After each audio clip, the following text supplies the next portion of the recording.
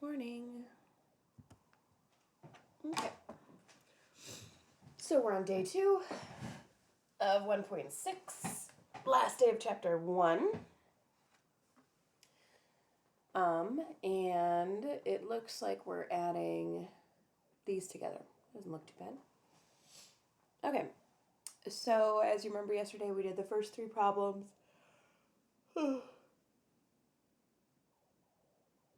Today we're doing the second 3 problems. So make sure you write this one down.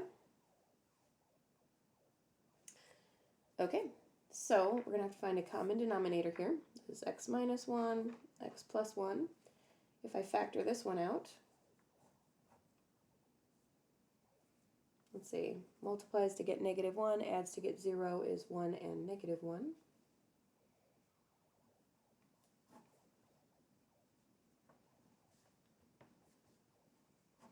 Kitty really wants to walk on my stuff right now. Let's see if she stays away. Hopefully she does.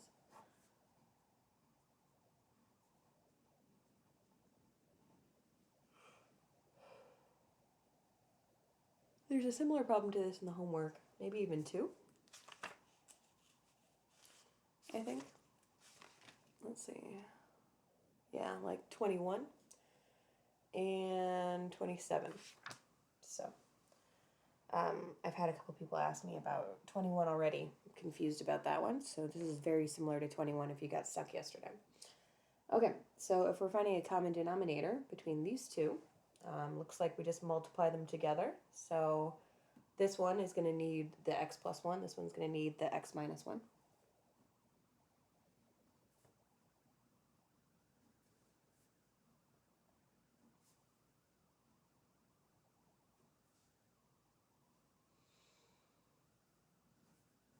Okay, so if I have a negative 4x times that, I'm going to distribute that to both of them, which makes negative 4x squared minus 4x.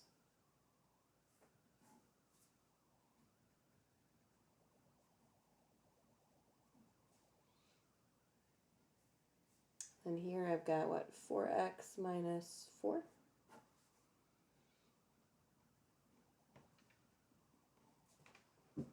And -8. Okay, now to get rid of all the bottoms, I'm going to do that trick we learned yesterday where I multiply those times x plus 1 and x minus 1. And those all cancel out. So now I've got negative 4x squared minus 4x plus 4x minus 4 equals -8.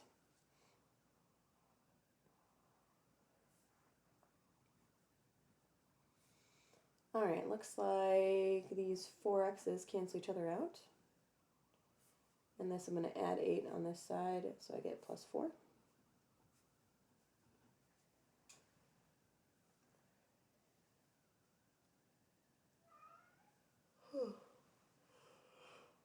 Actually, that might have been a bad idea, because I'm going to end up having to take a square root anyway, so I might as well move it back over there. So that's negative 4x squared equals negative 4 divided by negative 4.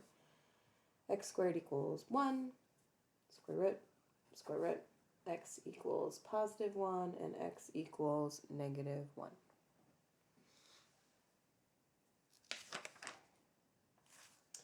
Okay, and then like usual, we have to check and see if it works. Remember, the only thing that's stopping us in this type of problem, man, these problems are big. The only thing that's stopping us in these types of problems is if you end up dividing by 0. So if you look at this one right here, with that x minus 1 on the bottom, if x was 1, then the bottom would be 0. So that takes out this one. And here, if x was -1, then the bottom would be 0. So that takes out both of them. So actually the answer to this problem is no solution after all that, because you can't divide by 0. So make sure you watch for those. That can easily happen in your homework. All right, example 5. Pause if you need to. My cat is wandering around the house, yowling. She wants to go outside in the snow. But she doesn't actually want to go outside. She's just forgotten that it's snowy out. And she's going to go sit out there if I open the door and then stare at me and get mad that she's outside. So the answer is no. Okay. So this one is x minus the square root of 15 minus 2x equals 0. So that's pretty gross. Well, to get rid of the square root, we're going to want to square at some point. So my idea is that we move everything but the square root over to the right side. Can you hear her yelling?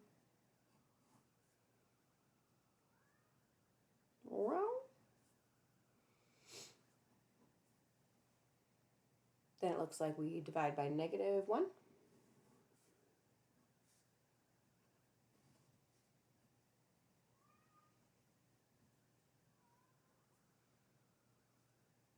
Let's see, just positive x. Okay, now to get rid of the square root, we're going to square both sides. The square root and the square cancel each other out completely. So you're left with 15 minus 2x equals x squared. Okay, and now we want to get everything on the x squared side. I suppose we could put everything on the left, but I think it'd be easier to put everything on the right so that x squared remains positive. So I've got 0 equals x squared. Let's see, I'd add 2x and subtract 15. So if I do a quick one of these, I've got -15 and +2, which is what, 5 and 3, 3 being negative. So this turns out to be x plus 5 and x minus 3. End up with x equals -5 and x equals +3 if I set them both equal to 0. Okay. Now, there is something weird sometimes when you square stuff, and that's called an extraneous solution. So make sure you write this down.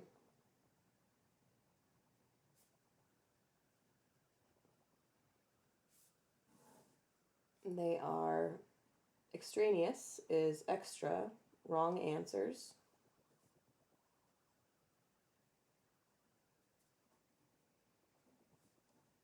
That happen when you square something.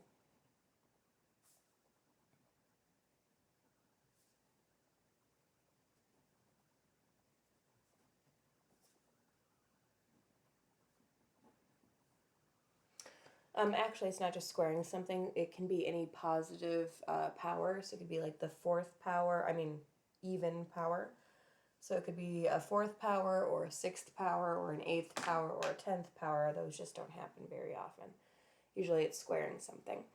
And that's because if I was to take the square root, I'd have a plus or minus, and then not necessarily both of them would be right, just one of them. So you've got to test both of them and see if they work. So you put them into the original equation. Let's see, we'll do it over here. So we're going to check -5. So -5 minus, so you don't always have to check your answers to see if they work. You do have to check them if, just making sure you don't divide by 0 on any of those. And then also making sure that if you square something that you check and make sure that these answers aren't just extraneous.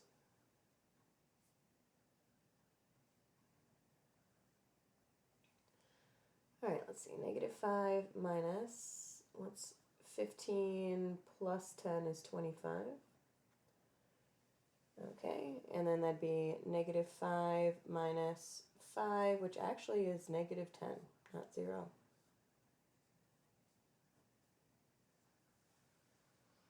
So this one is false, and -5 was extraneous.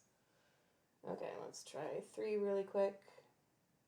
3 minus 15 minus 2 times 3.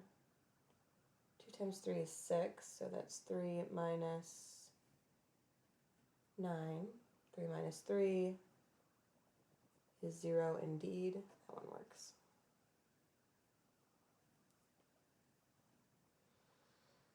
Okay, so the answer is x equals 3.